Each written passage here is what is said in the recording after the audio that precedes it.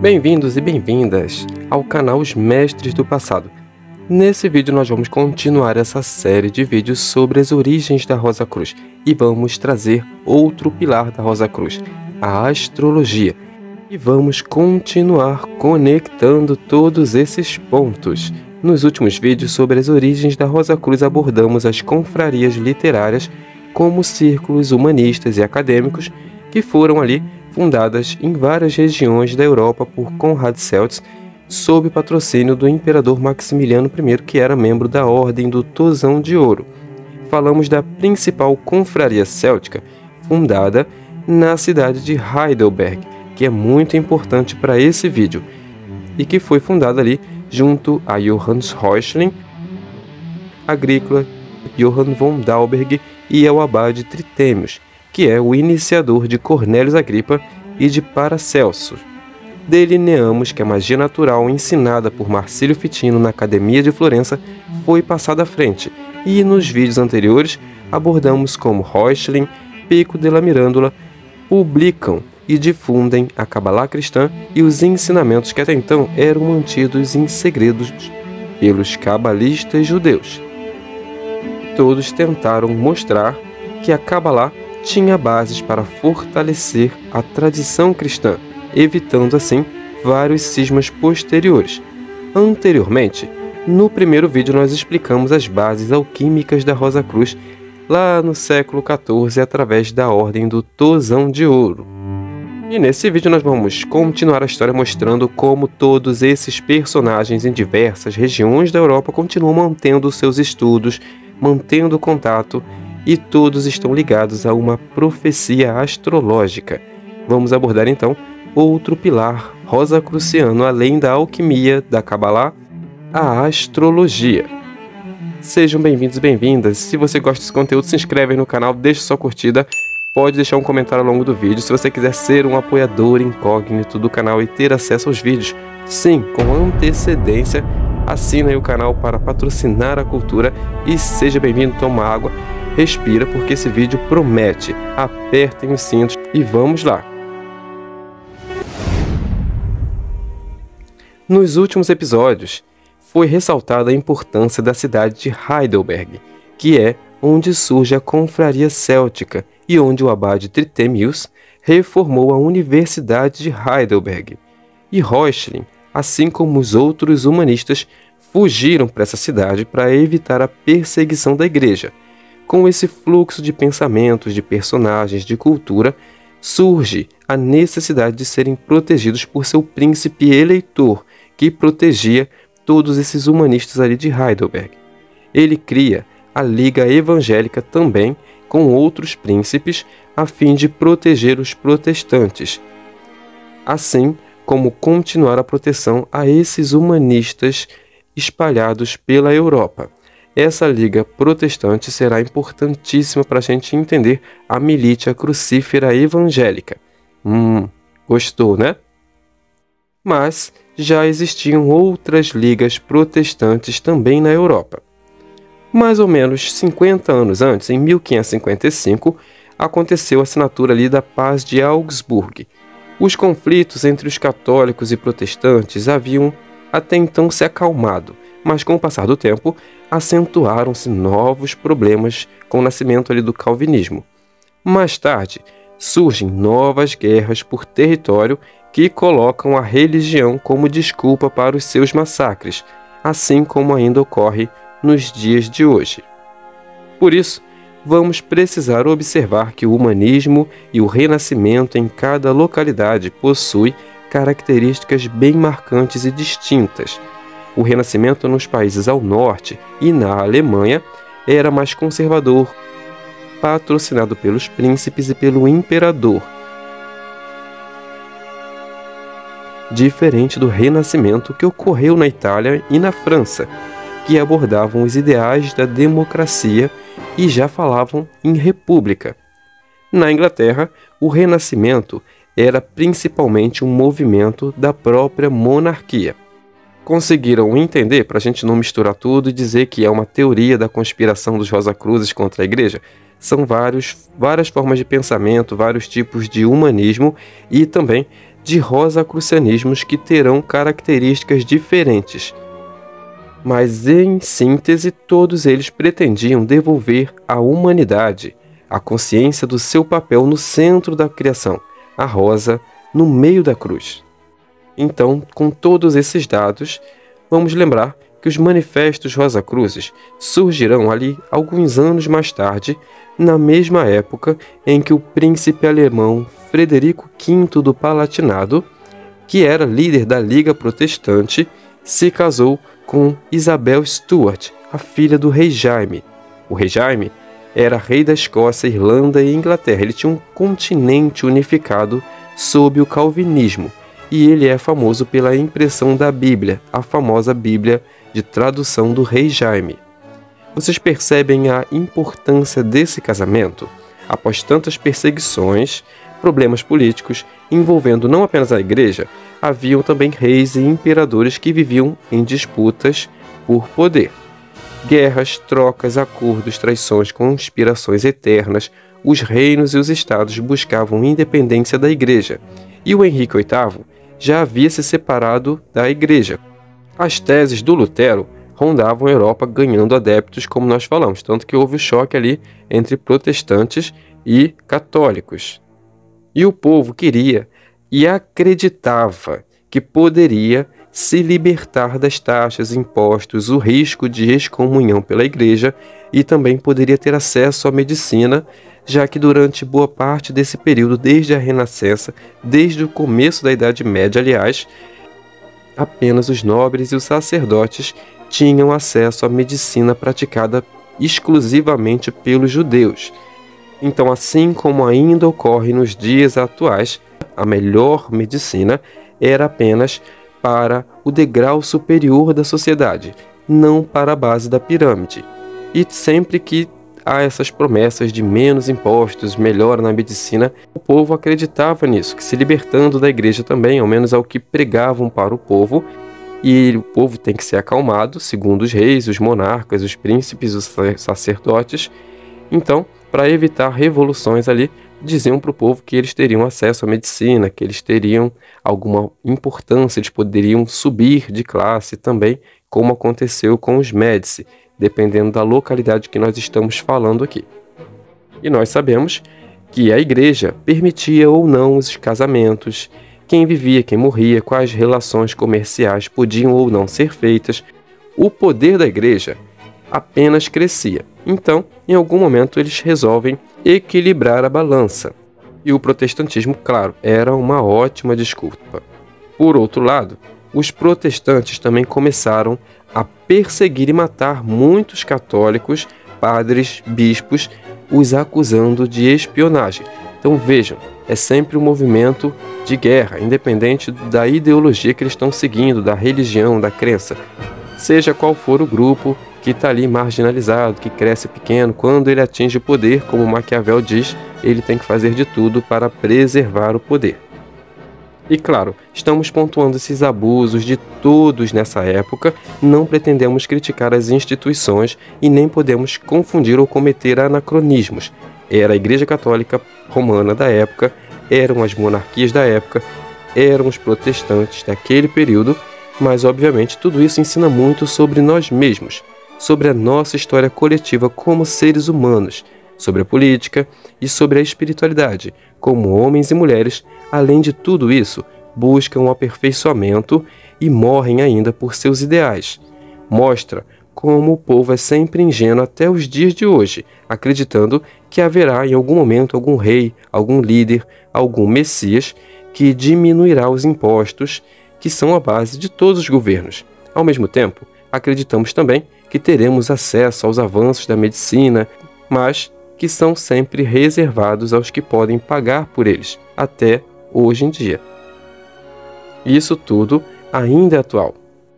Então até aqui fica claro que realmente precisava de uma reforma geral e universal.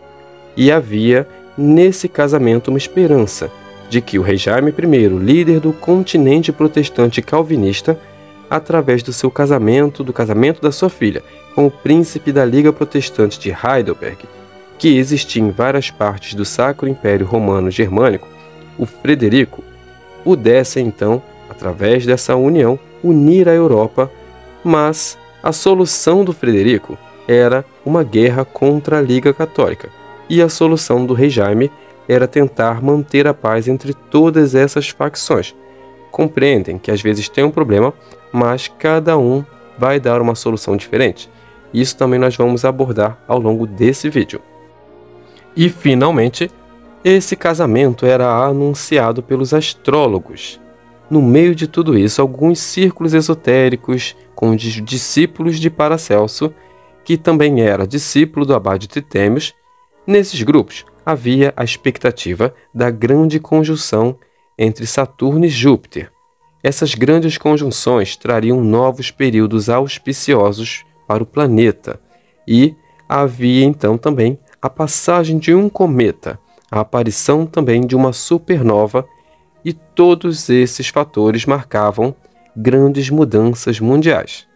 A grande conjunção ocorreria no Triângulo de Fogo, no Trígono de Fogo, Áries, Sagitário e Leão.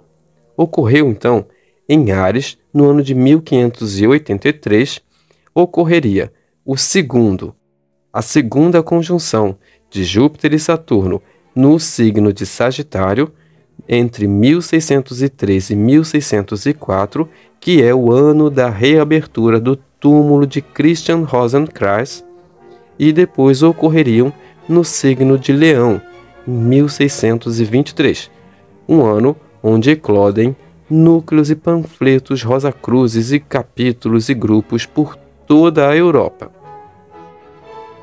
O abade Tritêmios escreveu sobre os ciclos de 7 seres angélicos que regiam a humanidade e que a cada 354 anos era regido por um ser arcangélico, e ao fim de cada ciclo surgia um novo arcanjo para reger a humanidade.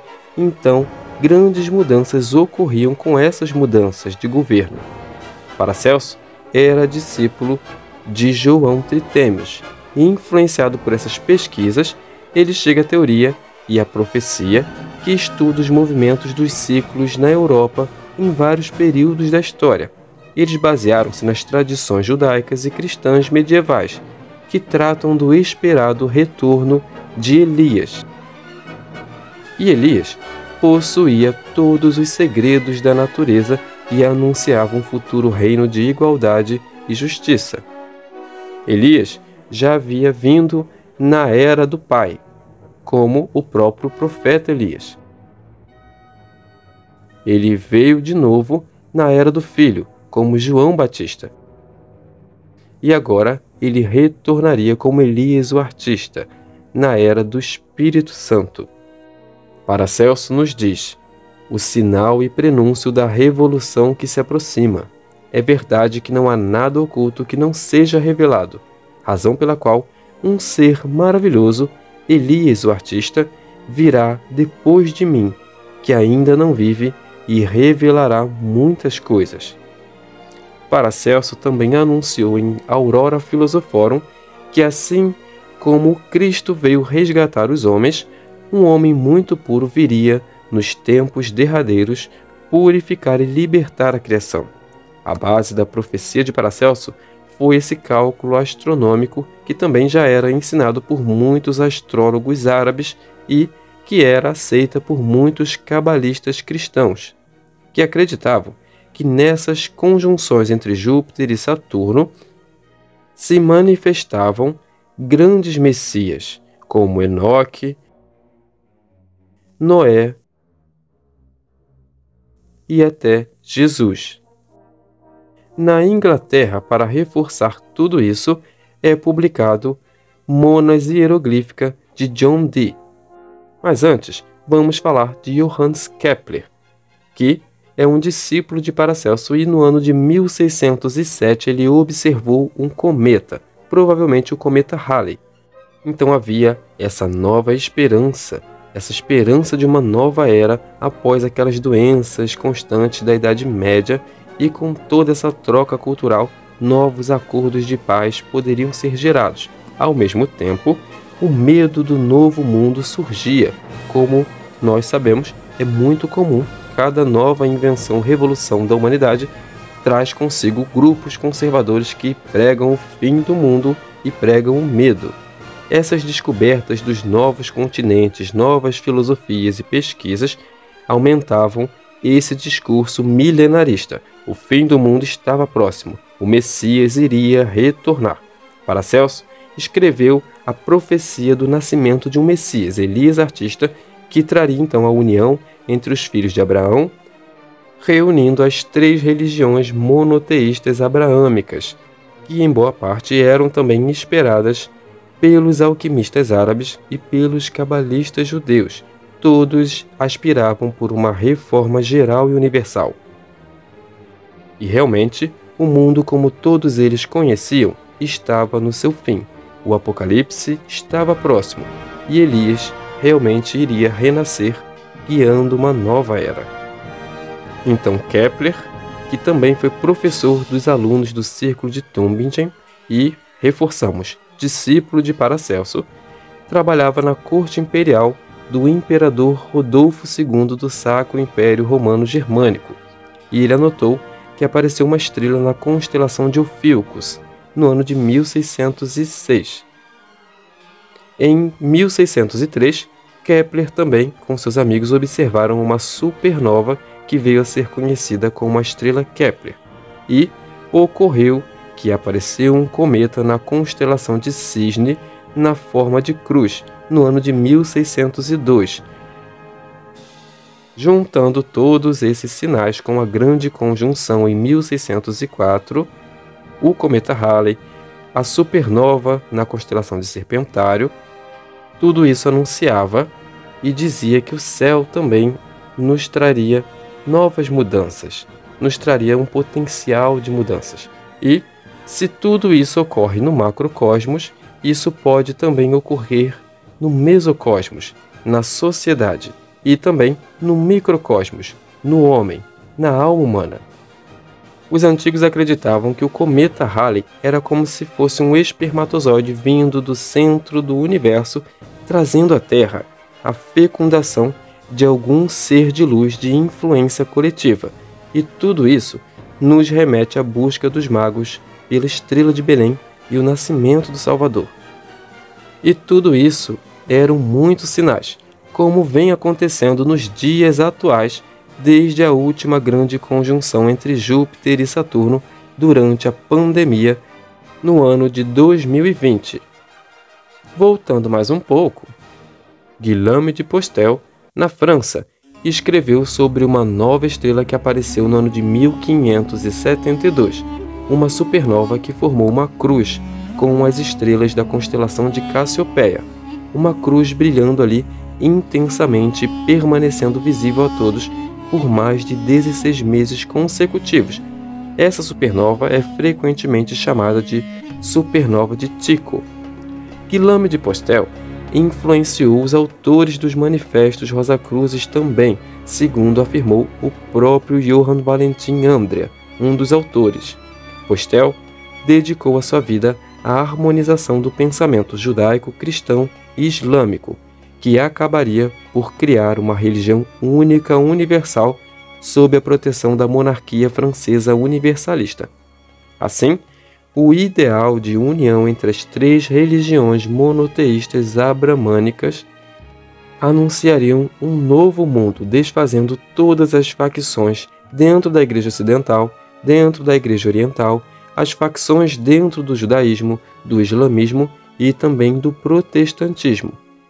Obviamente, como nós sabemos, todas as tentativas de evitar os cismas da Igreja Católica Romana ou de ter um continente unificado foram tentadas por todos os lados. Textos, reuniões com os papas foram realizadas, mas o clero conservador não permitiu, mesmo que muitos papas tenham tentado e apoiado a reforma cultural, como nós falamos em outros vídeos. O conservadorismo por parte de alguns representantes da hierarquia romana acabaram, em vez de proteger a Igreja, dissolvendo e afastando-a dos mistérios da antiguidade, da Cabalá, das tradições pré-cristãs, e afastando a Igreja de outras religiões e de outros cristianismos. Então, na época desse casamento, Com todas essas esperanças dos astrólogos, os manifestos Rosacruzes foram publicados anunciando a reforma geral do mundo inteiro, com as notícias da louvável fraternidade da Rosa Cruz escrita a todos os eruditos e soberanos da Europa. Era a reforma universal e geral do mundo. Os manifestos afirmavam apresentar uma combinação de magia, cabalá e alquimia, e pretendiam surgir de uma fraternidade secreta e invisível de iniciados que estavam em várias partes do mundo.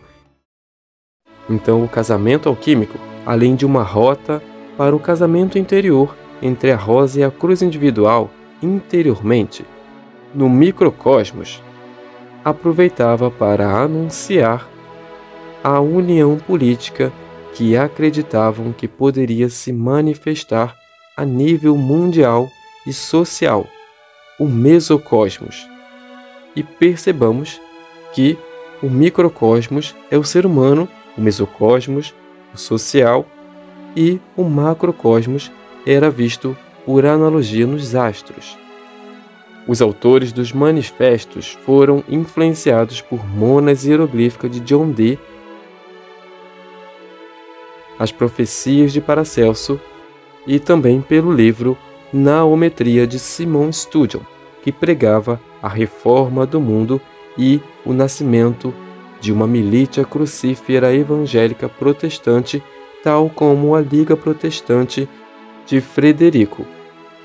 E também um dos autores dos manifestos, Johann Valentin Andria, assume que foi influenciado pelas ideias de Guillaume de Postel.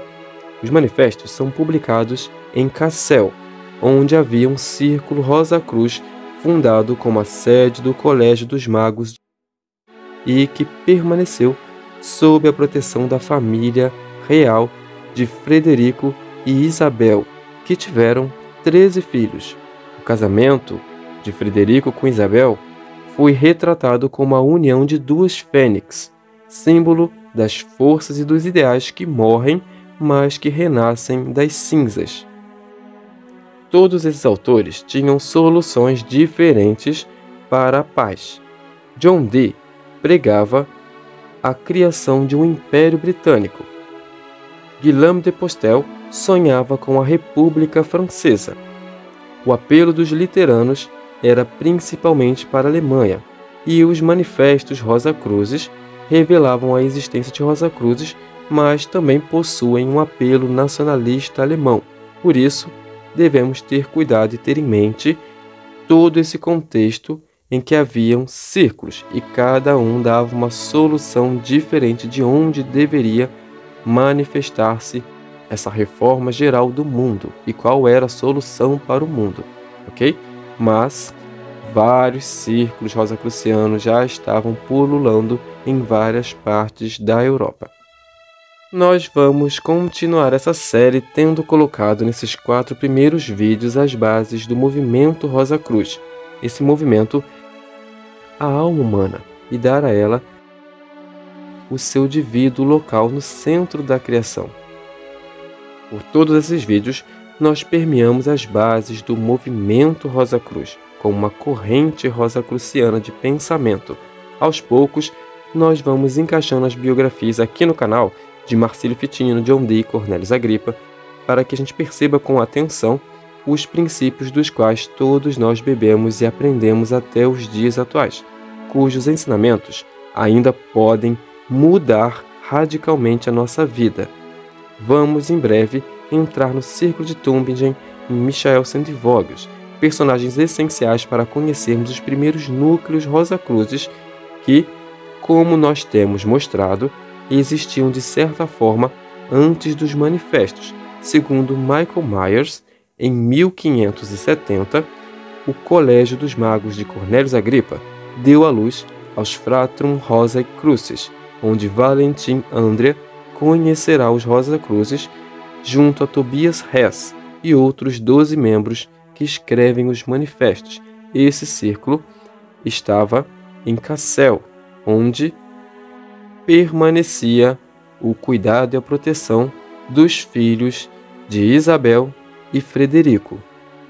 E Agripa, ao formar o seu colégio, como nós vamos colocar na biografia de Cornélio Agripa, ele era membro da Ordem de São Jorge e da Ordem do Tozão de Ouro, unindo assim o ouro à cruz rosada, a rosa e a cruz.